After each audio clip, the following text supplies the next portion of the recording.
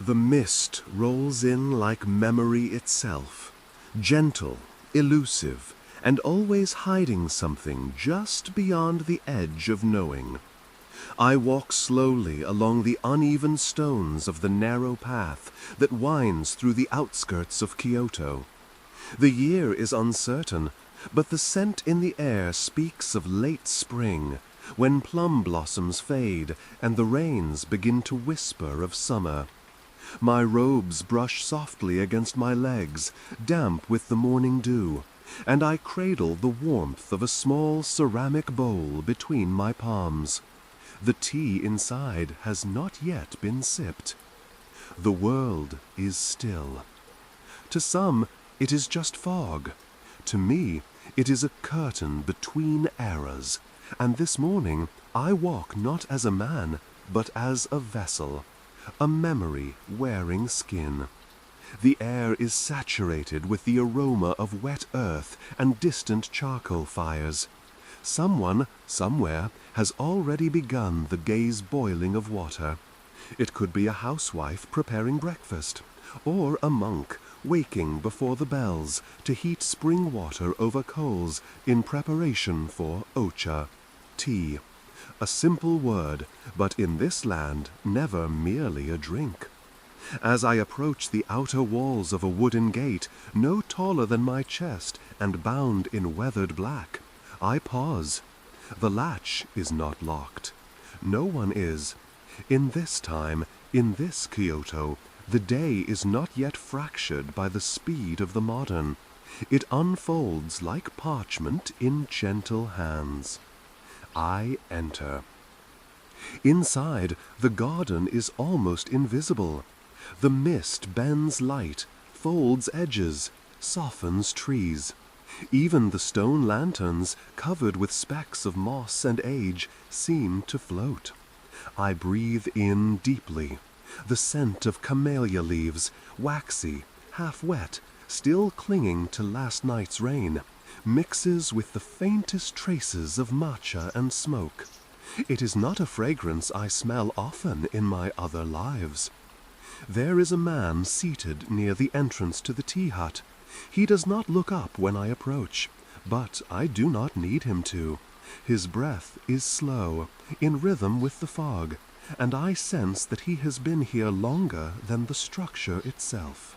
The small hut beside him, no wider than a single mat in any direction, not from age, but from humility. I sit. There are no introductions, not here. Names are only useful when time is linear. In this space, identity is found not in words, but in the way you lift a bowl, the patience with which you turn it, and whether you can hear the silence between breaths. He pours. The water has already been heated, though I did not see him do it. Perhaps I did, but memory is not always honest. Steam rises in a twisting thread from the kettle, and as it curls, the air shifts. I see a story in that steam, or perhaps the ghost of one. When did it begin, this ritual of water, bowl, and powder? Not here, not even in Japan at first. The tea leaf, the Camellia sinensis, was born in the southern hills of China, long before the word ceremony was paired with its presence. It arrived here carried by monks, not merchants, not for pleasure, but for discipline, for wakefulness, for meditation. The first sip of tea in Japan may have been in a stone temple, not in a house. It was bitter, functional, a medicine for the soul more than the tongue. And yet now, here I sit, centuries later, sipping something that feels like a secret, not bitter, but balanced, not medicine, but memory. He offers me a chawan, a tea bowl. It is not beautiful in any traditional sense. It is asymmetrical, its glaze uneven. A thin crack runs from the rim towards its belly like a scar earned in quiet devotion. Still, I find myself mesmerized by it. I turn it in my hands, slowly, twice. I bow. Then I drink. The warmth spreads through my chest like light through clouds. Not hot, not burning, but persistent, insistent, present. My breath slows, not because I am tired, but because I am finally here, fully. This is the gift of tea, not alertness, but anchoring. In a world of noise, this bowl whispers. Around us, the fog lifts slightly. Not enough to see the world clearly, but enough to understand its outline. A tree bowed with age. A stone path worn smooth. A bamboo fence woven by hand. All of it exists without the need to announce itself, like the ceremony itself. The man speaks at last, not in words, but in gesture. He lifts the iron kettle, pours another round of water, and prepares a second bowl. His hands move with the confidence of repetition, but not habit. Every movement feels deliberate, considered, as if done for the first and last time. This is chanoyu, the way of tea. It is not performance, though it has choreography. It is not religion, though it is sacred. It is not art, though every part of it is aesthetic. It is presence, distilled, a ceremony of now. As I take the second bowl, I feel a question rise in me, unspoken, uncertain. Why here? Why tea? Why this careful orchestration around something so small? Perhaps it is because tea is the one thing that refuses urgency. It cannot be rushed. You cannot gulp it. You cannot multitask around it. The water must be boiled, slowly. The powder sifted gently. The bowl handled reverently. Every part of it demands stillness.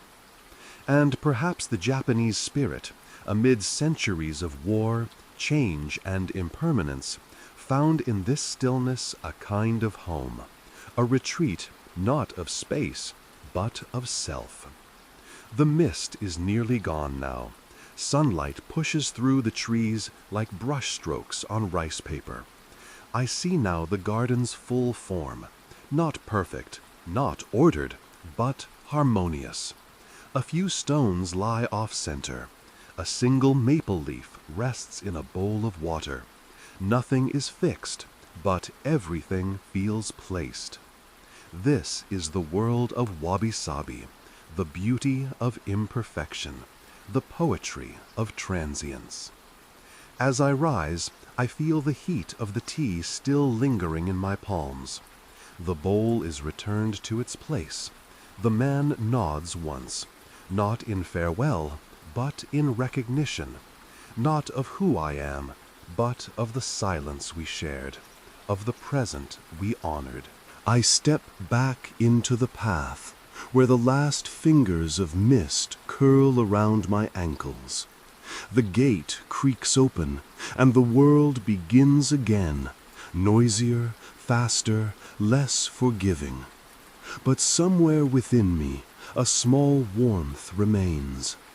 A bowl, a breath, a moment, and nothing else. The first sip is not taken, it is received. I sit once again, now beneath a low wooden eave, watching as droplets of condensation fall from the roof's edge, each one tracing the slow arc of gravity before vanishing into moss-covered stone. The bowl in my hand is full, not of tea alone, but of a kind of stillness I do not yet know how to name. The tea has been whisked, carefully, reverently, into a vibrant, frothy green, matcha, but unlike the bitter shock of caffeine I've known in other times and places, this one seems to hum instead of shout. I bring it to my lips, and I do not speak. No one does here. To speak during the chaji, the full tea gathering, is not forbidden, but unnecessary. In this suspended moment, words are too heavy. They disrupt the fragile architecture of calm that each gesture builds.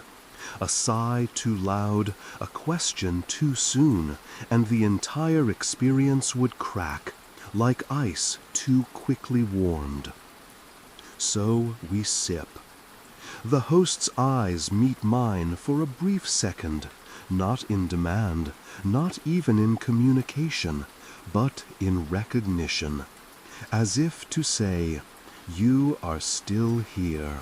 Good, so am I." That's enough. Long before the tea ceremony became what it is known for today, ritualized, minimal, spiritual, it was something simpler, less sacred perhaps, but not less significant. It was offered by monks to one another before a meditation session, a silent gift passed with bowed heads and weathered hands. In those moments, the act of drinking tea was not symbolic. It was essential. It kept the mind clear. It tempered hunger. It prepared the soul for stillness. And still, today, as I hold the bowl and feel its heat press gently into my palms, I understand. This is preparation. But for what? The tea is not only meant to awaken, it is meant to invite. It invites silence. It invites attention. It invites a kind of listening that goes beyond sound, listening to how the body feels as it breathes, to how the room shifts as the kettle exhales, to how one's own thoughts soften and dissolve like powder in water. Outside, I hear a bird call once and then fall silent. A wind stirs the edge of the scroll hanging in the tokonoma, the small alcove where a single piece of calligraphy rests. Today's scroll says, Ichigo, Ichi-e, one time, one meeting. A reminder that no gathering, no tea, no moment will ever repeat. That this now is all there is, and that is enough. The second sip is slower than the first, not because the tea has cooled, but because I have. My breath comes easier. My fingers are no longer tense. I feel the rhythm of the host's movements, the graceful retrieval of a cloth, the cleaning of the bowl, the gentle return of the ladle to its stand, and I begin to feel them within me, as if our motions are synchronizing. This is the true origin of the Japanese tea ceremony, ma, the space between. Not just the silence, but the shape of the silence, the pause between actions, the breath before movement, the awareness that things are made meaningful not by what fills them, but by what surrounds them. And so, between sips, I do not think of what comes next. I do not reach for distraction. I do not plan a conversation or review history in my mind. I sit. I listen. I wait. In this moment, I remember something I once read, perhaps as a student in another life, about the first true seeds of Chanoyu being planted not in a temple or a palace, but in a small wooden hut in the countryside, a hut where the host, a solitary monk named Murata Juko, served tea not with grandeur, but with humility. He chose rustic bowls over ornate Chinese porcelain. He preferred quiet gestures over elaborate ones. He taught that tea was not about display, but about intimacy, not performance, presence. Murata's vision would later inspire generations, including a man named Takeno Joe, and, later still, the most revered of all tea masters, Sen no Rikyu. But in this moment, I do not see a lineage. I see only hands, and breath, and steam. I see only this one bowl. The third sip is the smallest. It lingers not on the tongue, but in the chest. There is almost nothing left in the bowl, but the warmth persists. The inside is stained with the soft green of matcha's final breath. I feel a strange emotion stir in me. Not sadness, not joy, but something in between. A longing that doesn't reach for more, but simply recognizes the end. There is no refill, no second serving. This bowl was enough. The host rises and bows. The silence deepens, but it is not empty. It is full of shared stillness, of something just shy of sacred. There is no applause, no thanks, only nods and the soft shuffle of cloth and sandals against tatami. Outside, the world is louder, but only slightly. A distant bell tolls the hour. A child's laugh rises over a wall and vanishes. Somewhere, someone hammers wood. Life continues. But I remain inside a few seconds longer, savoring the final drift of incense from the hearth. It smells of cedar and thyme, of all the things we burn to make room for what matters. The tea ceremony is not something one attends. It is something one enters, and more than that, something one carries. Even now, with the tea gone and the bowl returned, I carry the silence. I carry the moment, and it carries me. The steam that rises from the tea is not unlike the mist that once curled through the southern hills of China, where the first leaves were plucked by quiet hands under morning sun. Long before these rituals were born in Kyoto, before there were bowls and scrolls and tatami mats, there were monks, and there were leaves. I imagine them now, travelers in plain robes, their feet dusty from months on the road, carrying bundles wrapped in silk, inside of which rested something humble, dried leaves, fragrant and greenish-brown, pressed close to pages of sacred scripture. It was the early 9th century when the Buddhist monk A Chu returned from Tong China, bringing with him not only knowledge, but something far more intimate, the habit of tea.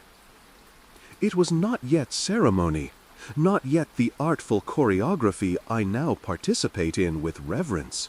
Back then, it was a practice, almost medicinal, a tonic to keep the body alert through long hours of meditation, a bitter warmth to soften the rigid lines of discipline, a companion to stillness. But even in its simplicity, it was profound. The first bowls were likely simple wooden vessels, no special glaze, no spiritual connotation, just utility. And yet, the act of preparing tea, of boiling water, mixing, offering, sipping, planted a seed of mindfulness in every repetition, a rhythm, a breath, a pattern that would echo for centuries. I see them now, those early monks, seated cross-legged in temple courtyards, stone lanterns flickering behind them, their heads bowed not in subjugation, but in presence. One hand steadying a bowl, the other slowly turning it, as if the rotation itself were a form of prayer. I do not know their names, but I feel I know their hearts. And I, too, have carried leaves across time. The leaves from China were different then, coarser, often pressed into cakes. The method of preparation was borrowed as well. The bricks, shaved, boiled, sometimes with salt or ginger. Nothing like the smooth, fine matcha we know now. But in the act, in the stillness and focus, the roots of what would become Japanese tea culture took hold. I see them now, those early monks, seated cross-legged in temple courtyards, stone lanterns flickering behind them, their heads bowed not in subjugation but in presence.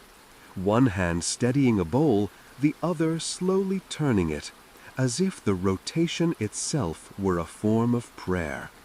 I do not know their names, but I feel I know their hearts. And I, too, have carried leaves across time. The leaves from China were different then, coarser, often pressed into cakes. The method of preparation was borrowed as well. The bricks, shaved, boiled, sometimes with salt or ginger. Nothing like the smooth, fine matcha we know now. But in the act, in the stillness and focus, the roots of what would become Japanese tea culture took hold. It was not until the 12th century, with another monk named Eisai, that powdered green tea, the form closest to matcha, made its formal entrance into Japanese temples. Eisai, like I Chu, had traveled to China, and upon his return wrote Kissa yo Joki, drinking tea for health. He praised tea not only as a spiritual aid, but as a remedy for the body. The heart, he claimed, could be soothed by the leaf. How gently he must have stirred that powder into water. How carefully he must have observed the color deepen, the aroma rise. Not for aesthetic pleasure, but as an offering to the moment, and to the body that housed his soul. Back in this moment, here, now, I sit across from the tea master once again. He does not speak, he does not explain, but he brings forth a small pouch, aged silk dyed with indigo. From it he withdraws a handful of dried leaves. They are not for this ceremony, they are not to be brewed, but he holds them as if they were gold. I lean in, slowly, and inhale. Earth, rain, memory. There's something unmistakably old in the scent, not aged in the way paper yellows or fabric frays, but in the way silence ages, deepening rather than fading. It is as if the leaf contains within it not just its own life, but the memory of every soil it touched, every hand that picked it. He places the leaves back into the pouch. Not a word is said, but I understand. Everything begins with the leaf. In the centuries that followed Eisai, tea spread from the temples to the courts, from the ascetic to the aristocrat. Samurai adopted the practice, not only for its calming effects, but for its subtle teachings of respect, discipline, and impermanence. Tea became an aesthetic pursuit. Vessels were chosen for beauty. Utensils were carved with care. But always, always, the spirit of simplicity persisted. To drink tea was not to indulge, but to return. And even now, as I close my eyes and lift the next bowl to my lips, I feel that return happening in me. The bitterness is subtle. The warmth is precise. I taste the hills of Uji, where Japan's finest tea would later be grown. I taste the labor of those who harvested by hand, one leaf at a time. I taste distance and history and devotion.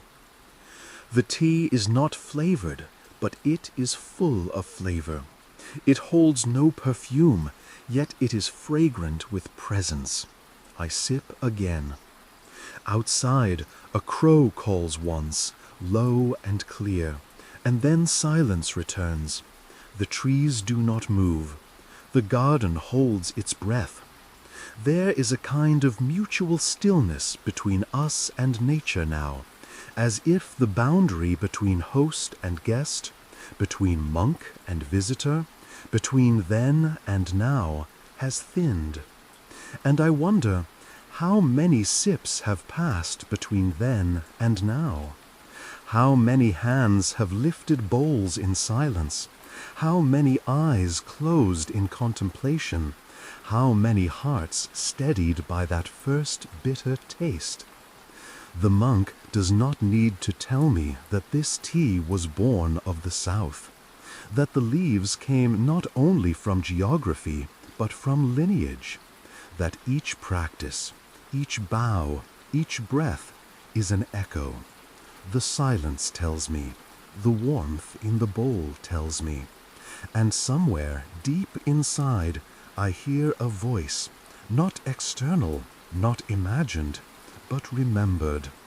Perhaps it is not the tea that calms us, but the remembering of who we were before the noise began.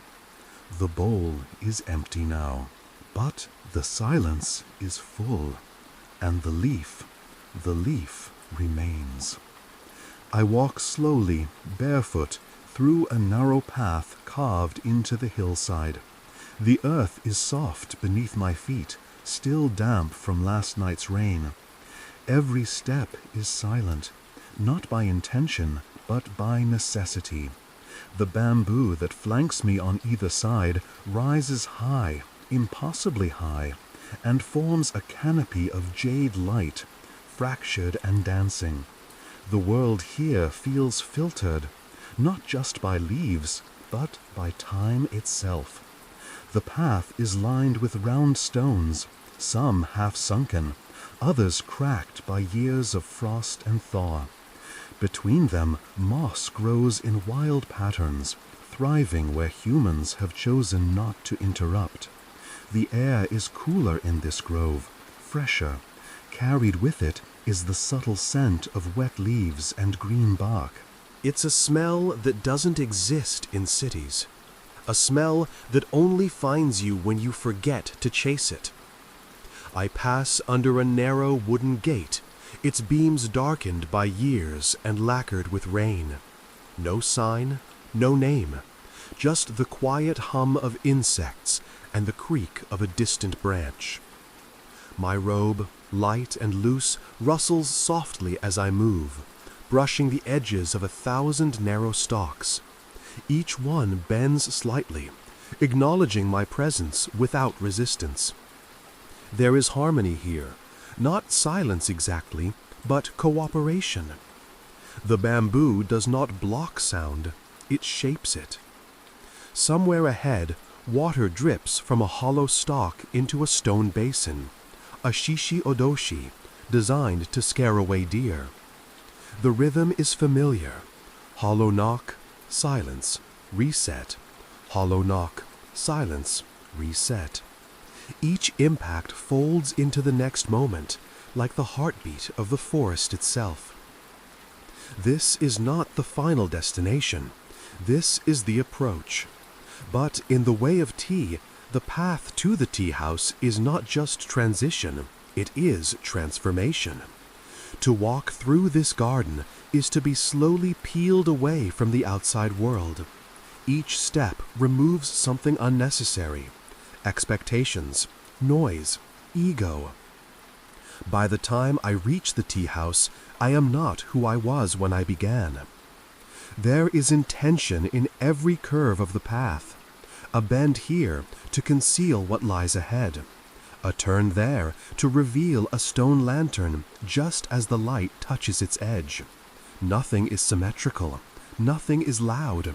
Everything whispers. And yet, history is loud beneath the hush. These paths were shaped centuries ago by hands that understood impermanence not as a flaw, but as a design principle. The tea garden, Roji, the dewy path, was never meant to impress. It was meant to dissolve, to soften the guest into receptivity, to return the body to the senses. I pause beside a tsukubai, a low stone basin filled with clear water. A ladle rests across its rim, inviting me to purify my hands and mouth, not because I am dirty, but because I am entering a sacred state. This water is a threshold, cold, clean, quiet. I dip the ladle and pour slowly over my left hand, then the right, then raise it to my lips, not to drink, just to feel. The water leaves my fingertips with a final, cool kiss. I stand again, lighter now. The tea house waits ahead, but it does not call to me. It merely exists, small and humble, with a thatched roof and wooden walls the color of time. There are no decorations, no grand entrance, just a narrow sliding door and a low lintel that requires me to bow as I enter. Not a forced gesture, a natural one. The architecture itself invites humility. Inside, everything is spare, clean, uncluttered. The floor is woven tatami, the walls made of paper and wood. A scroll hangs in the tokonoma, its brushstrokes fluid and unhurried. Today it reads, "Kare wa karenari," let it be as it is. I kneel. The host is already seated, his back straight but relaxed, his eyes lowered in focus. Before him, the tools await their purpose. The chawan, tea bowl, the chazen, bamboo whisk, the natsume, tea container, and the kama, iron kettle. Each item arranged not for show, but for flow. The door closes behind me. The world of bamboo remains outside, but it is not gone. It echoes faintly in the rhythm of dripping water, in the hush of footsteps, in the faint perfume of moss and wood that still clings to my skin. The ceremony will begin soon, but already I have begun. And I think, as I settle into place, the path was not just a passage, it was the first sip, a silent one taken through souls and breath, through shadow and touch. The bamboo, the stones, the water, all part of the invitation, all part of the bowl before the bowl is filled. Perhaps the monks who first walked such paths understood this instinctively, that the mind cannot be quieted on command. It must be led gently, step by step, into stillness. And what better guide than the world itself? I recall now a passage from the Nampo Roku attributed to Sen no Rikyu. Lay the stones as though they had been there 1,000 years. Arrange the trees as though they grew that way. There is a kind of grace in the art of natural design, not imposition, but invitation. And so the tea house does not shout of its importance, it whispers and waits. The door slides open again. The host nods, the ceremony begins. But I am already deep within it, because the true ceremony started far earlier, with wet feet on cool stones, with the whisper of bamboo, with a single drop of water falling into a stone basin. Because in the way of tea, nothing is rushed, and nothing is wasted. The bowl is imperfect. Its glaze is uneven, a cloudy wash of pale gray interrupted by an earthy crack that runs like a fine river vein from the lip to the belly. At first glance, it looks broken, flawed, as if it were made in haste or mishandled in firing. But the host presents it with both hands, gently, reverently, as though it were a rare treasure. And it is. This is the quiet world of wabi-sabi, the aesthetic soul of the Japanese tea ceremony. It is not simply a style or a preference. It is a way of seeing, a way of accepting, and more than that, it is a way of loving, the incomplete, the weathered, the transient. I take the bowl into my hands, turning it slowly, just once, and then again. Its weight is uneven. It rocks slightly in my palms, alive in its instability. A tiny nick on the rim catches my thumb. Not sharp, just present. A scar that does not need to be hidden. In this world, the scar is the story. Outside, a single maple leaf drifts past the window and lands on the garden floor. No one moves to remove it. No broom rushes in to erase it. It will be part of the landscape now, until the wind decides otherwise. Wabi-sabi is this, the acceptance of that which cannot be polished. The beauty found not in perfection, but in the soft, melancholic dignity of things that age, fade, and fall. It is different from the Western hunger for permanence. Here, nothing is forever, and that is precisely what makes it sacred. The host prepares the tea in silence, his movements minimal but full of grace. He handles the whisk, chasen, not as a tool, but as an extension of his breath. Every motion creates a swirl of fine green froth within the bowl, and even that froth is imperfect, slightly lopsided, breaking at one edge. He does not correct it. He bows and presents the bowl. I bow in return and receive it. As I bring it to my lips, I feel the rim, cool in places, warm in others. The taste of the matcha is bold today, grassy with a hint of bitterness. It anchors me, as if the leaf itself wants to remind me this is the real, not the ideal. My eyes settle on the tear in the tatami near the edge of the room. Someone has stitched it with black thread, a repair both visible and deliberate. I could ask why it wasn't replaced.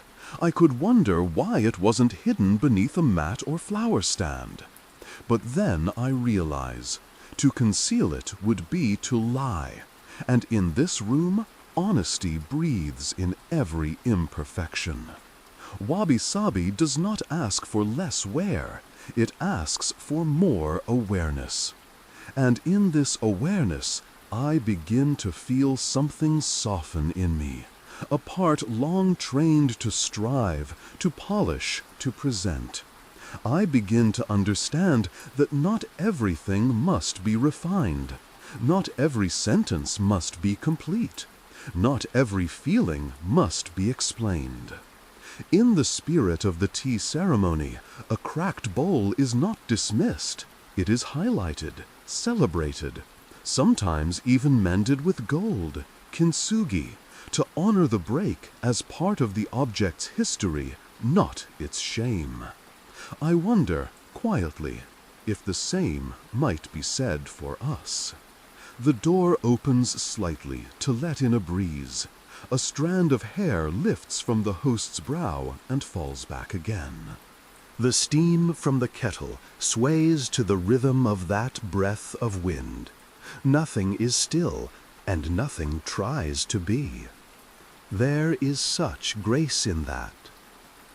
In the scroll hanging on the wall today, a single kanji has been brushed with delicate force. Mu, emptiness, but not a void, not absence, rather a space made by letting go, the kind of space into which truth can settle like dust on a quiet floor. This is wabi-sabi, too. Letting go of the unnecessary, letting the moment arrive uninvited, letting ourselves be as we are. I set the bowl down with care. The ring it makes against the tatami is soft, hollow, and final. The tea is gone, but its presence remains in the warmth of my belly, the slow rhythm of my breath, and the new tenderness I feel toward things I once thought broken. And I think of Sen no Rikyu, The master who taught that a single flower in a room is more beautiful than a dozen, who believed that to see clearly one must not add but subtract. Perhaps that is the quiet genius of the tea ceremony, not to dazzle with beauty, but to remind us of the beauty already here. A chipped bowl, a crooked line of steam, a worn wooden floor creaking beneath knees grown old with practice. I bow once more to the host. He does not smile, but his presence feels like a blessing, as if he sees not the guest I present, but the imperfection I carry, and he does not turn away. He bows back, and in that exchange, that brief mutual nod to fragility, something eternal is shared. The ceremony will continue. The water will boil again. The whisk will return to its cradle. The bowl will be washed, dried, set down. But something has already been poured that cannot be brewed again. And so I carry it with me, this cracked, golden understanding, into the next breath and the next bowl. Because in this room, in this moment, imperfection is not the enemy. It is the invitation. The gates of Daitokuji do not announce themselves. They do not tower or gleam. They lean slightly inward, as though bowing to the passer-by. Moss grows on the base of their ancient timbers, and the stone beneath my feet is worn not by weather, but by time. I do not enter the temple as a visitor. I enter as an echo. It is early morning in Kyoto, and the light is soft, the kind of gold that lingers just above the rooftops, tracing the ridgelines with the gentleness of memory. Clouds drift low, and the sound of a bamboo broom brushing the courtyard floor is the only punctuation in the silence. Daitokuji is not one temple, but many, a complex of sub-temples tucked into gardens and shadowed corridors, each one a different articulation of the Zen mind. And yet, it is here, within these walls, that the Japanese tea ceremony was not just practiced, but transformed. I walk slowly past wooden beams rubbed smooth by centuries of touch. The scent of cedar, incense, and aged paper lingers in the air. In one corner of the compound, I see a monk watering a line of stone basins. The water arcs like a silk ribbon catching the light. He does not look up, but his presence steadies me. Ahead, the tea room waits. It is smaller than I expect. The entrance is a nijiviguchi, a crawl-through doorway less than a meter high. Designed to humble all who enter, it requires even the proudest to bow, to fold, to reduce. I kneel, hands on the cool frame, and slide forward. The tatami beneath me is smooth, cool, and faintly perfumed by time. Inside, it is quiet, profoundly so. Only the soft hiss of the kettle punctuates the stillness. The room is dim, lit not by electric lamps, but by shoji screens filtering sunlight into silk. The shadows stretch long across the floor, and in the alcove, a hanging scroll offers a single character, kokoro, heart. The host is seated already, back straight, breath steady. He wears no elaborate garments. His robe is simple, black cotton, and his face is unreadable. He does not speak, and I do not expect him to. This is not a conversation. It is a communion. Before him are the utensils, each one arranged with meticulous care. The chawan, bowl, which is wide and heavy, The chasen, bamboo whisk, its tines curved like a frozen flame. The chashaku, tea scoop, smooth and narrow. The natsume, tea caddy, lacquered and deep brown. And the kama, iron kettle, whose breath is the room's only voice. He begins with a bow. I return it. And then the ritual begins, slow, deliberate, silent. There is no music, no chant, no sermon, only movement. The host wipes the bowl with a white cloth folded with mathematical precision. His hands repeat gestures that feel older than memory, honed not in haste but through generations of refinement. Each motion is art, each pause is intentional. He opens the natsume, revealing the powdered matcha within, brilliant green, fine as dust. The chashaku enters the container and withdraws just enough, no more, no less. Precision not for perfection's sake, but as a practice of attention. The tea is placed into the bowl. The kettle sings. With a ladle of steaming water, he begins to whisk, not forcefully, but with rhythm. The sound is soft, like a wind brushing grass. The matcha blooms into froth, and as he lifts the whisk, a single trail of green clings to the tines. He turns the bowl toward me. It is not just tea he offers. It is presence, composure, a distillation of attention into a single vessel. I receive it with both hands, bowing my head. The bowl is warm, heavy. Its shape fits my palms imperfectly, just enough to remind me that I'm holding something real. I turn it clockwise, twice, and lift it to my lips.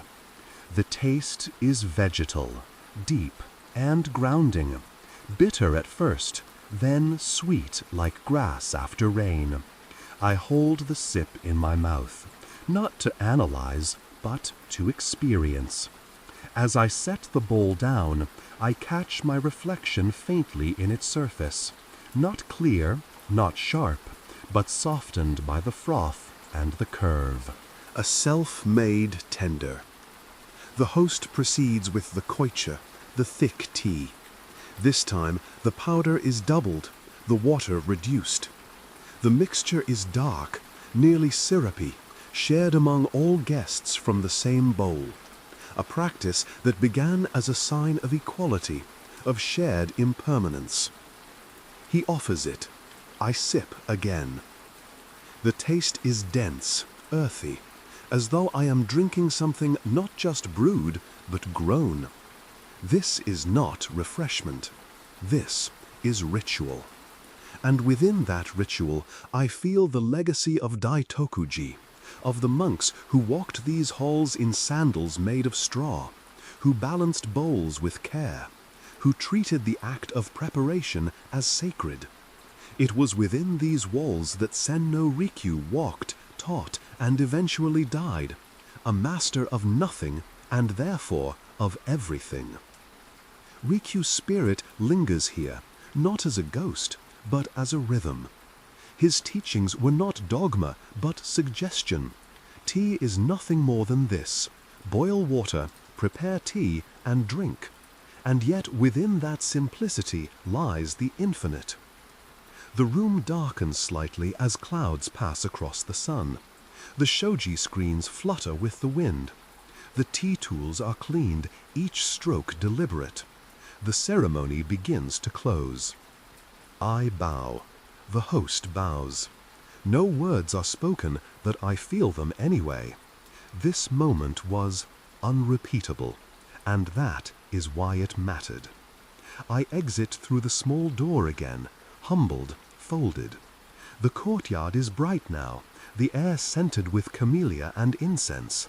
The monk I saw earlier is still tending the garden. He nods as I pass, or perhaps he doesn't. Perhaps it is only the trees that bend slightly in the wind. Either way, I feel acknowledged. The world has not changed, but I have, and the bowl remains within me. It is not just a bowl.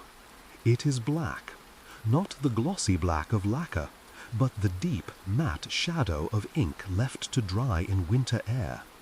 Its surface absorbs light rather than reflects it. Its shape is irregular, as though it were born, not made. No signature marks it, no emblem. Only age, weight, and silence. This is Riku's Chawan, or so the story goes. I sit in a room where the light is soft and low, filtered through layers of shoji paper.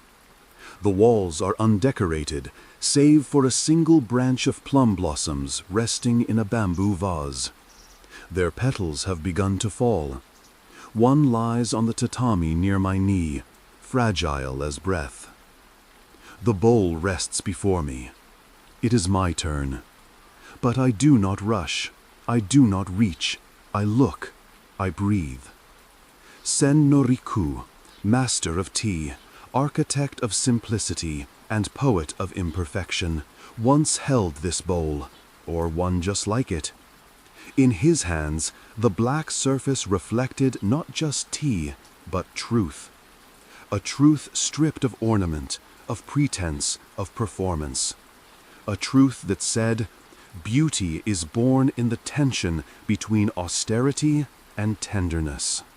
I lift the bowl. It is heavy, but not in weight, in presence. I turn it, slowly, twice, clockwise, feeling the uneven texture beneath my fingers. I bow my head, as if listening for something ancient, and bring it to my lips. The tea is strong, thick, darker than before. It clings to the bowl, to the mouth, to memory. Its bitterness is not sharp, but deep. The kind of bitterness that tells you it's real. I sip, then again, then pause. And in that pause, I begin to see the man who once taught from this bowl. Sen no Riku was not a philosopher by proclamation. He was a gardener of the soul, pruning extravagance, trimming the unnecessary, shaping experience through ritual. His life was not gilded, but sharpened by silence. He believed that every act, pouring water, folding cloth, offering tea, could be an expression of peace or of ego. He chose peace. But peace does not mean absence of conflict. He served under powerful warlords, Oda Nobunaga and then Toyotomi Hideyoshi, men who wielded swords and ambition like fire. And yet, within their courts, Riku taught stillness, humility, the dignity of quietness. He taught that a cracked bowl could be more beautiful than a perfect one, that a withered flower could say more than a full bloom, that the ceremony itself was not performance, but prayer, not to the gods, but to presence. And for this, he was both revered and feared. The story of his death is whispered in tea circles like a parable, that Hideyoshi, threatened by Riku's growing influence, ordered him to commit seppuku, that Riku accepted without anger, that on the day of his death he performed one final tea ceremony, serene and composed, that he washed his tea implements, broke his tea bowl so it would serve no other, and wrote a single poem before drawing the blade. Welcome death with serenity, like the moon at dawn, cold, perfect, and clear.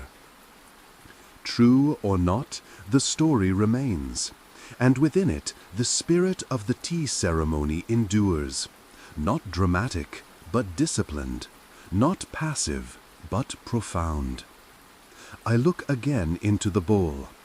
Its surface, black and irregular, now reflects a small ripple of light, perhaps from the hearth, or from a candle I had not noticed before. That flicker, barely visible, becomes a sky, and for a moment it is as if the entire world is contained within this imperfect circle, this vessel of stillness. The host watches me, but says nothing. I sip again, and I think, Rikyu's revolution was not aesthetic, it was spiritual. He returned tea to its essence, to warmth, to presence, to silence. He stripped away gold and grandeur and left only breath, bowl, and time. And now, centuries later, I sit in the same posture, drinking from a bowl like his, feeling not history, but humanity. I imagine him sitting beside me, not as a teacher, not as a martyr, but as a man, quiet, curious, offering me a bowl of tea without instruction, just presence. What would he say, if anything? Perhaps nothing. Perhaps he would simply gesture, here, and let the steam speak. And perhaps that is enough. The tea is nearly finished. I savor the last sip slowly, letting it linger on the tongue, the way final words often do. The warmth recedes from the bowl, but not from my hands. I feel its imprint long after setting it down. The host retrieves it, wipes it clean, returns it to its place. There is no applause, no nod of success, just the slow continuation of the ritual. As if to say, this too shall pass, and begin again. Outside, a wind begins to stir the garden. Bamboo creaks softly. Somewhere a crow calls once, then falls silent. I listen to that silence, the kind that Rikyu once cultivated, the kind that does not demand meaning, but reveals it slowly. The ceremony moves forward, but something in me stays here with the black bowl and the shadow it reflects.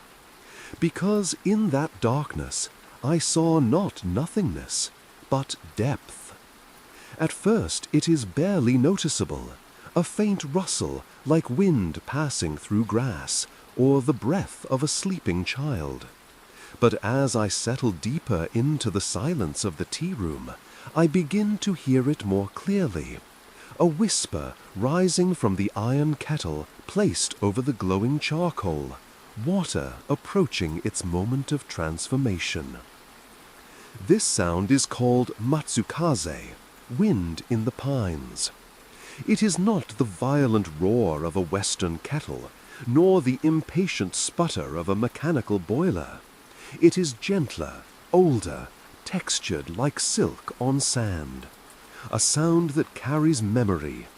In it I hear the echo of mountains, the hush of bamboo forests after rain, the breath of monks in cold temples. It is not just water preparing to boil, it is time unfolding. The host sits beside the hearth, motionless. His gaze remains low, fixed gently on the kettle. He does not interrupt the sound. He does not rush the boil. Instead, he waits, listens, trusts. I do the same. In this room, nothing is measured by clocks. There is no ticking, only rhythm. The rhythm of whisk and ladle, of bow and breath, and now of steam. We are trained in the world outside to seek progress, to push forward. But here, the lesson is the opposite: to dwell, to soften, to receive. The sound grows slightly, not louder, but fuller. The kettle, shaped with care and darkened by fire, begins to shimmer with threads of vapor. They rise slowly, lazily, curling toward the ceiling where they vanish into shadow. The room warms, but not uncomfortably. just enough for the body to relax, for the chest to open. Water reaching its boiling point is not abrupt in this space. It is an arrival, not a rupture. And with it comes the memory of why we are here. To prepare tea, yes, but also to prepare presence. I close my eyes and listen deeper. Each bubble is a note, each swirl of steam a stanza. And the kettle, old and soot-stained, becomes an instrument played not by hands, but by heat and patience. I imagine how this same sound would have accompanied 1,000 other ceremonies over centuries, from secluded mountain temples to intimate gatherings of samurai, from courtly rituals to private moments between teacher and student. Always the kettle. Always the boil, always the breath of transformation before the first sip. This is more than water. It is alchemy, not of base metals to gold, but of stillness into awareness.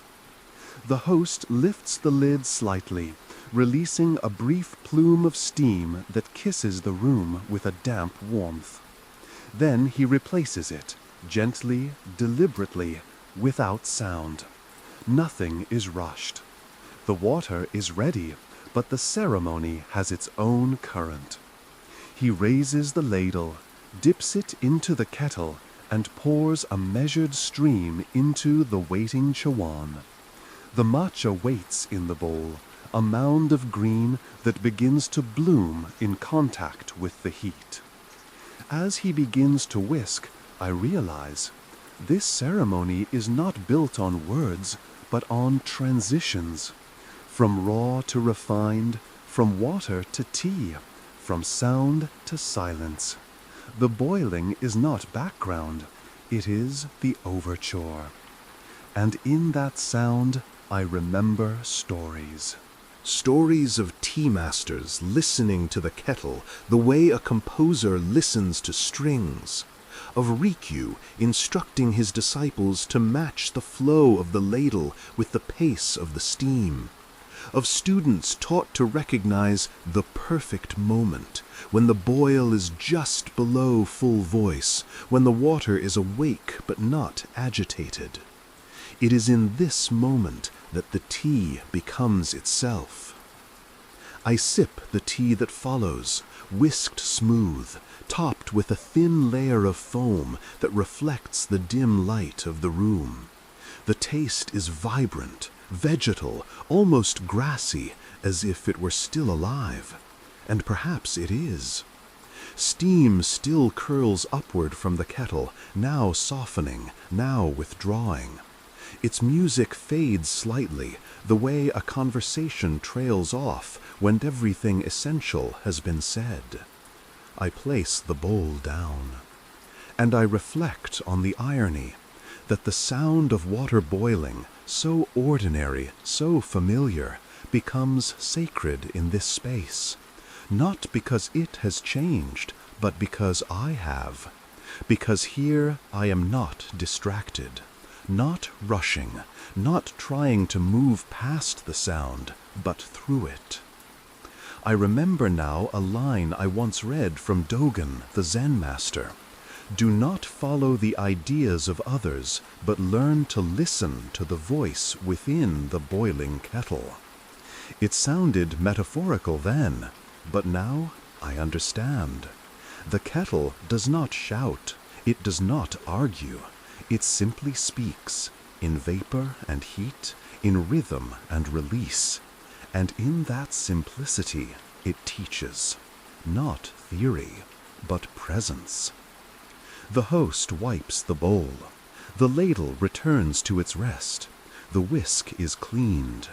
The sound of the kettle recedes further. It is still boiling, but now gently, like the final breath of a poem.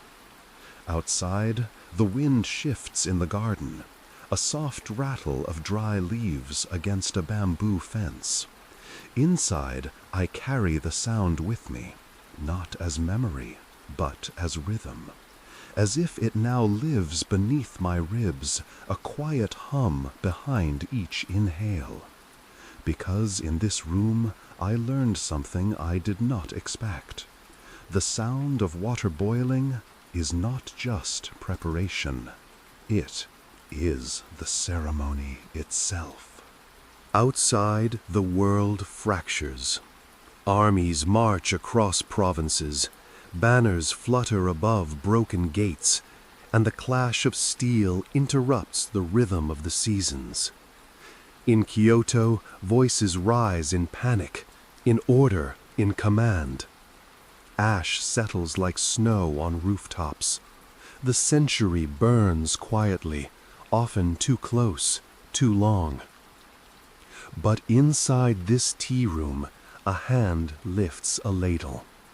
Delicately, precisely, without tremor. The contrast is not lost on me, not now, not ever. The way of tea emerged not in times of peace, but through waves of chaos. It found its most refined expressions during an era of near constant conflict, the Sengoku Jidai, the Warring States period. Castles burned, daimyo betrayed daimyo, fields were salted, homes razed, lives broken like porcelain. Yet, in the midst of this violence, warriors removed their armor, knelt on tatami, and accepted a bowl of tea in silence. Why? What did they find in this fragile ceremony that the battlefield could not give? Perhaps the answer lies in the exactness of the ritual, a kind of sanctuary not from violence, but from meaninglessness. Out there, the sword dictated life or death, but in here, the ladle moved only with purpose. The bowl was offered with humility. The bitter tea asked nothing of the tongue but presence. Even Toyotomi Hideyoshi, supreme warlord, obsessed with grandeur, expansion, and legacy, found solace in the chashitsu, the tea room. He sought Sen no Rikyu's guidance. He sat in rooms smaller than his throne, beneath roofs lower than his pride, and let himself be emptied.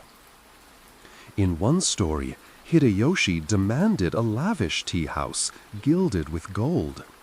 Rikyu complied, but furnished it sparsely and held the ceremony without fanfare. Even among gold, Rikyu taught, emptiness was the highest value. But Hideyoshi's hunger could not be calmed by bowls and steam. Eventually, he ordered Rikyu's death. And yet, it is Rikyu's name, not Hideyoshi's, that echoes most quietly and enduringly through time.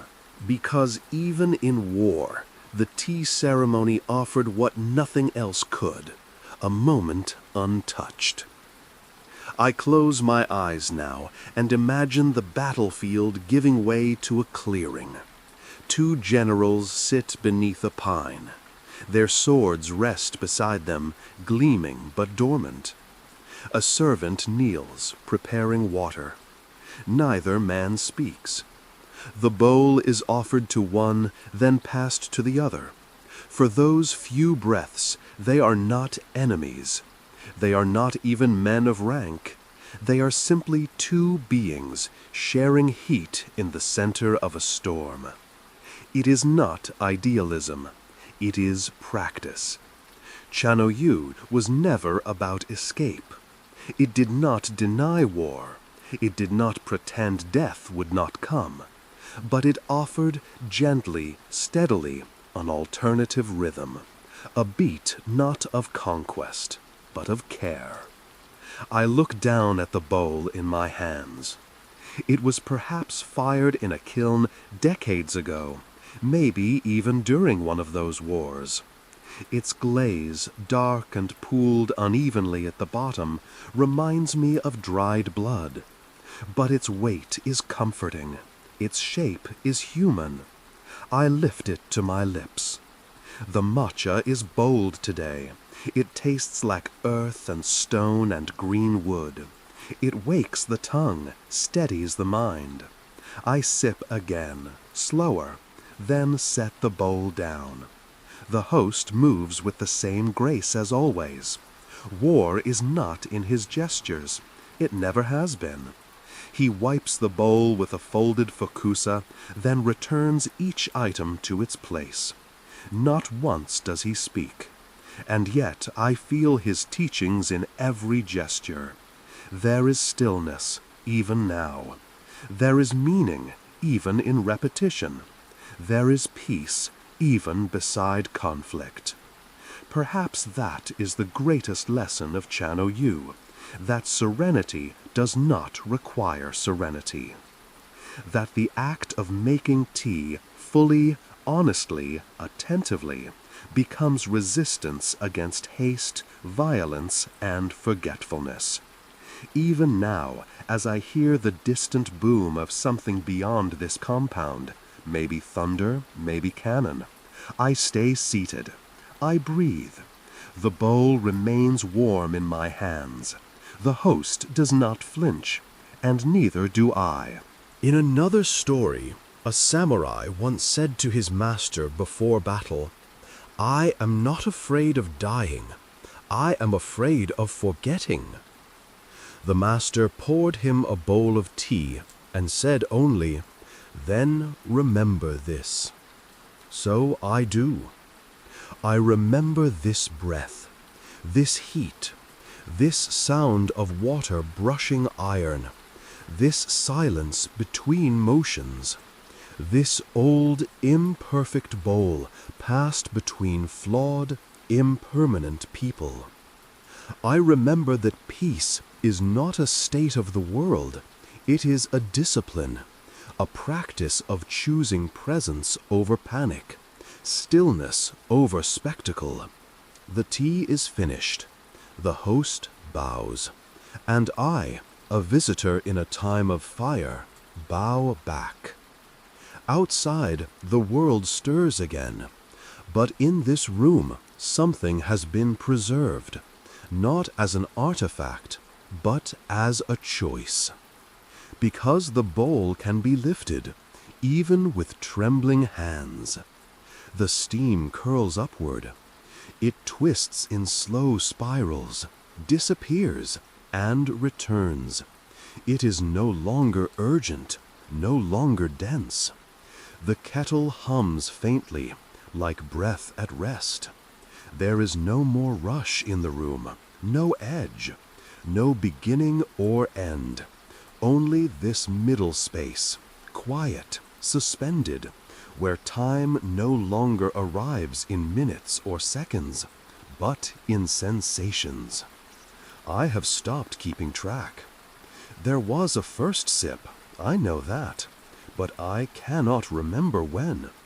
And the last sip, I sense, is near, but I feel no need to count the distance between. Time here has ceased to be linear. It has softened, like tea leaves steeping too long, turning from sharp green to translucent memory. The world outside may continue its ticking, but inside this room we are on a different clock, one governed by heat, attention, and the way a bowl feels when it touches the palm. The host moves more slowly now. He does not hesitate, but his pace is different. A ladle is dipped not just with precision, but with weight. The cloth he folds, fukusa, falls more gently onto his lap. He wipes the bowl with the softness of someone saying goodbye without words. We are entering the final arc of the ceremony. And though I knew this moment would come, the quiet unwinding, I find myself unprepared, not with resistance, but with gratitude. I do not want to leave, yet I do not cling. Like the last curl of steam, I am content to rise, then vanish. Another bowl is offered. It is warmer this time, not in temperature, but in presence, as if the host has poured into it all that remains, not of tea, but of intention. I bow, he bows. I receive it, both hands open, and bring it closer. I do not sip immediately. Instead, I breathe in. The matcha has mellowed. Its scent is less grassy now, more like earth after rain. There's a quiet sweetness, not of sugar, but of memory. I lift the bowl, turn it, tilt it, and I drink. It is no longer about taste, it is about presence. The warmth slides down my throat, not quickly, not slowly, simply fully. I feel it settle into my chest. I do not speak, but if I did, my voice would sound different, rounder, softer, like a word whispered in a dream just before waking. The host watches me gently, his face unreadable, serene. The fire in the hearth has dulled to embers. The kettle is lower, but it still sings. It feels as if the room itself is beginning to exhale. Outside, the wind has stopped, or maybe I can no longer hear it. A single petal, pink, delicate, drifts past the open screen and lands near the edge of the tatami. Neither of us moves to pick it up. It belongs to this moment, and this moment belongs to nothing else. I reflect quietly on how much time has passed. An hour? 2? Perhaps more. But the measure no longer matters. What remains is not a number, but a texture. The feel of this air, this quiet, this slow fading. In the traditional chaji, this is the time of nakadachi, the intermission, a moment of pause between kaiseki and the final tea, a transition space, and like all transitions, it carries both presence and parting. I realize the tea has been teaching me to let go since the first sip. Let go of time. Let go of thought. Let go of knowing what comes next. And now I let go of the bowl. I set it down gently. The sound it makes, a soft thud on the tatami, echoes like a bell in my body. Not loud, not long, but lasting. The host begins to clean the tools. Each movement is still, precise, but with an ease that was not there before. The ritual remains, but its grip loosens. The chazen is rinsed. The chawan is wiped, the natsume closed, and with each gesture the ceremony unweaves itself. There is no finale, no climactic ending, just this slow return to silence, to air, to the ordinary that now feels extraordinary. I bow again. The host bows back. No words are spoken, but I hear everything. The kettle stops singing. The steam no longer rises. The air, now still, carries the memory of its warmth. Time has returned, but it is different now. It moves more gently, more kindly, as if softened by tea. I rise slowly. My knees ache, but even that ache feels sacred, like the echo of sitting still. The door slides open. Light spills in, not harsh, but golden, as if it waited patiently for its cue. I step outside. The sun is lower now, tilting toward afternoon. The trees remain. The garden does not greet me. It simply continues. The stone path stretches ahead. The bamboo sways slightly in recognition. The world is unchanged, but I have dissolved just enough. Like steam from a bowl, like time through fingers, like the final sip, I am here, and I am leaving. The final bowl is empty. Its walls are stained with the ghost of matcha, thin streaks of green clinging to the curve, already fading to a memory. I cradle it one last time before it is returned to the host, not out of necessity, not for ritual, but because I do not want to forget the way it felt, warm, imperfect, complete. There is no more tea to serve, and yet the ceremony is not quite over. This moment, the aftermath, lingers like incense long after the flame.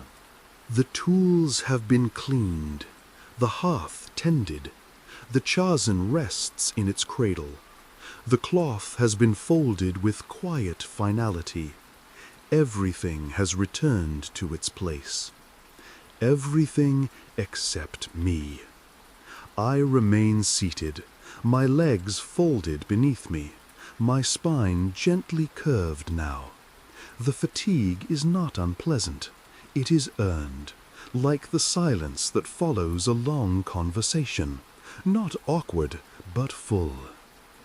Outside, a single leaf falls. It does not drift, it drops, straight down onto a patch of moss just beyond the open screen. Its descent is unremarkable. There is no wind, no sound, just the gentle arrival of something inevitable. And in its stillness, I feel a kind of farewell. The host sees it too. He does not speak, but his eyes follow it. And in that shared gaze, I understand. The tea has not ended. It has simply become something else. Rikyū once said, "When you hear the splash of the water drop that falls into the stone bowl, you will feel that all the dust of your mind is washed away." That was earlier, before the final sip, before the bowl was empty. But now I feel something deeper, not the washing away of dust, but the absence of it, not cleansing, but settling, not movement, but stillness. I take a breath. It feels longer than usual, softer. It fills me completely, but does not rush to leave. I let it go slowly. It leaves behind no tension, just quiet. I think of the leaf again. Like it, I too have fallen gently, silently, into this moment, into this space. I am not here to take. I am not even here to witness. I am here simply to be. The host gestures slightly, not a command, not even an invitation, just a signal, a bow of the head, a soft fold of the cloth. It is time. But there is no ceremony for departure, no lines rehearsed, no parting words, only gratitude, unspoken but understood. I bow deeply, my forehead near the mat. The host bows in return, his movement slow, precise, a mirror, a recognition, not of status or title, but of presence, of time shared. I move to the threshold. The door is small, the same I entered through hours ago. I must kneel again to exit, and in doing so, I am reminded that humility is not a condition of entering sacred space. It is the way out, too. As I crawl through the Nijiriguchi, the sun greets me on the other side. Warmer now, lower. The shadows stretch long across the path of stone and moss, like fingers reaching toward memory. I stand slowly. My legs ache. My mind does not. The garden has not changed, but it feels different, brighter somehow, not in color, but in clarity. Each stone, each leaf, each curve of the bamboo fence feels sharper, as though the lens of the world has been cleaned. Or perhaps my eyes have. I look down once more at the stone basin, the tsukubai, where I had rinsed my hands before entering. Its surface ripples with the faintest breeze. A single leaf now floats within it, not the one from before, but another. There is no need to remove it. It belongs there, just as the tea belonged in the bowl, just as the breath belonged in my chest, just as the silence belonged between gestures. And now I belong to this moment, not as a participant, not even as a witness, but as a reflection, faint, imperfect, and fleeting. The final breath I take within the garden feels different than the others. It is not final because something ends. It is final because something has completed itself, not like a door closing, but like a bow drawn and released. I walk slowly back along the path, stones damp with dew, bamboo rustling faintly overhead. My steps leave no mark, my presence leaves no trace. But the tea remains within me, not as a taste, not as a thought, as a way. The bowl is cool now. It rests in my hands like a stone shaped by river water, smoothed not by force, but by time. Once it was warm.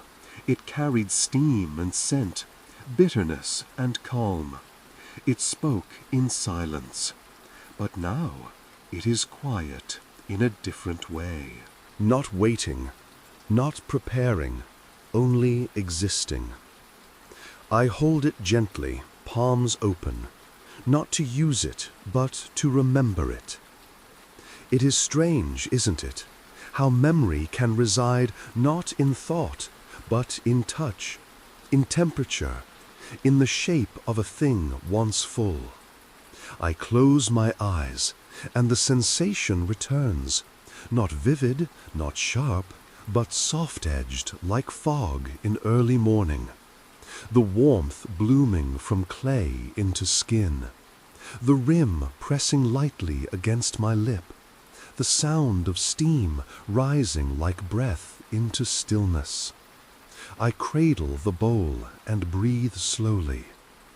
The room around me is dim. The host has long since gathered the tools. The kettle is silent. The scroll hangs without purpose now, just ink on paper, windless.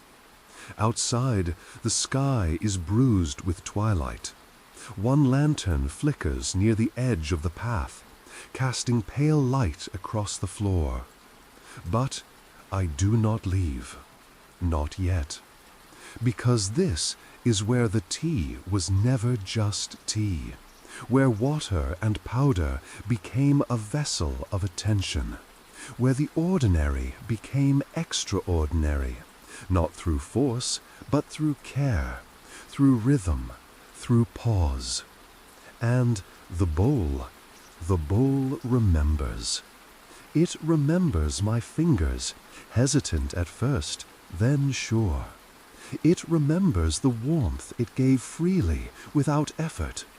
It remembers the breath that passed above it before the sip, the stillness after. It remembers me, not as a name or a face, but as presence. I turn it once in my hands. The crack along its rim feels familiar now, like a line on my own palm. The glaze, imperfect and dull in the fading light, holds stories I did not expect to hear. Perhaps it remembers other hands, other ceremonies, other silences. Perhaps bowls do not forget. I set it gently on the mat before me. The sound is soft, a whisper, a punctuation mark made of clay. And in that quiet, I feel the slow retreat of thought, of need, of form. It is not sleep that arrives, but something adjacent, a dissolving, a softening, a return. The body becomes lighter, the air heavier, my thoughts fewer, rounder, without edge. Even time seems to exhale. I remember the path into this space, the wet stones, the bending bamboo, the sound of my own footsteps. I remember the first sip, the rise of steam, the rhythm of the ladle.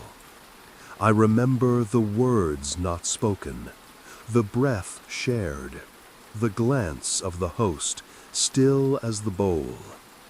And now, as I sit, no longer participating, no longer performing, I realize I am the bowl now.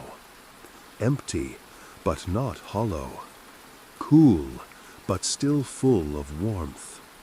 Unmoving, but holding memory. The host bows once, a slow, final arc of gratitude. I return it with a deep breath, though I no longer need my body to complete the gesture. My attention bows, my breath bows, even my absence bows. Outside, the night deepens. A single cicada begins its song, not loud, but certain. A reply, perhaps, to the silence, or its twin. I rise, slowly, each movement pulled through syrup. My hands remember the shape of the bowl long after they've let it go. My breath follows the rhythm the kettle once gave. My feet touch the earth without sound.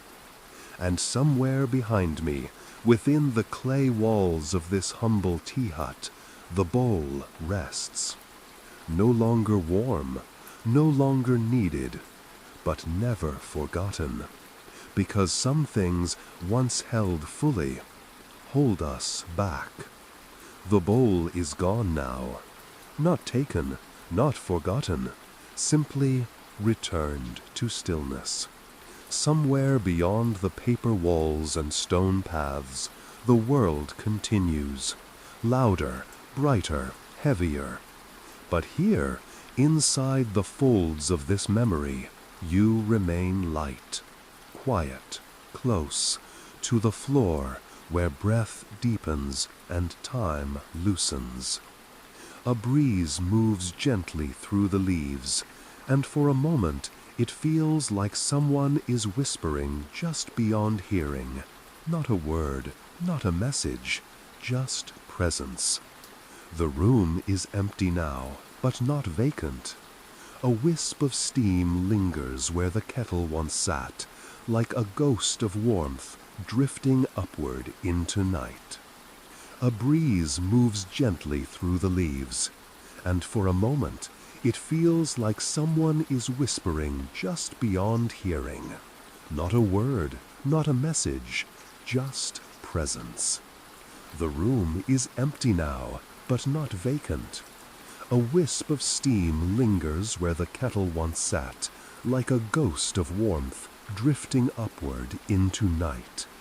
The scent of matcha, faint and familiar, weaves through the darkness, and somewhere beneath it all, the low, round heartbeat of the earth continues, soft as a ripple, slow as a closing eye. Your limbs grow heavy, not with effort, but with release. Like a stone lowered into still water, gently, steadily, floating downward into rest. The stars rise without ceremony. A moon, pale and drowsy, leans above the trees. The bamboo sighs. A final drop of water lands in the stone basin. The air folds inward, and the room forgets its shape. Everything narrows, softens. Even your name feels distant now, like a leaf floating away on a quiet stream, no longer needed for the journey. Let it go. Let it drift. Let the bowl cool.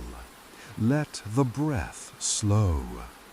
You are still here, but barely, and that is enough. Good night, traveler.